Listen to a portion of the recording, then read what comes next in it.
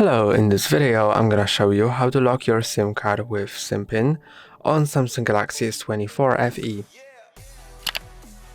To lock your SIM card with SIM pin, go to Settings, then go to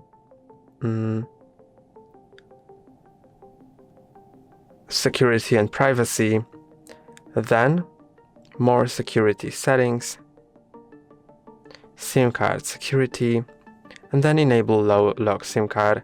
And now you'll need to enable either the default SIM card pin that was provided by the network provider, or if you've changed it before, you need to enter the current one. So let's try this one. Okay, and now it's on. That's all for today. Don't forget to like and subscribe. See you next time.